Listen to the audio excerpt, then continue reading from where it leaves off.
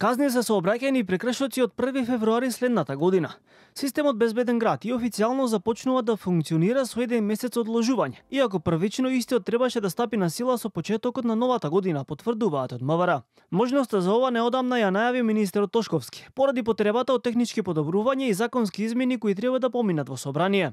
Овој дополнителен 1 месец МВР ќе го искористи и за точно да го одреди прагот на толеранција за брзината над која ќе се санкционираат возачите. За редовната примена е предвидено да се донесе решение според европските стандарди и практики и се очекува тогаш да се утврди и прагот на толеранција кој секако дека ќе биде во интерес на граѓаните.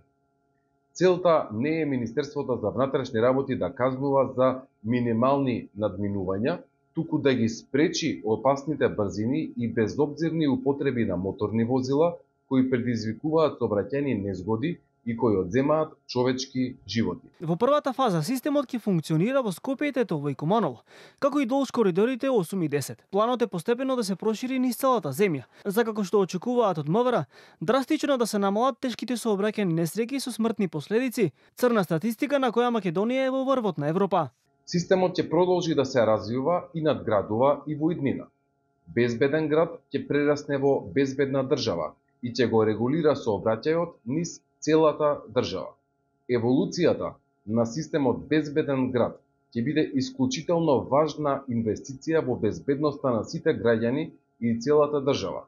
Ќе го регулира сообраќајот и ќе ги санкционира сите оние кои не ги почитуваат сообраќајните правила и прописи.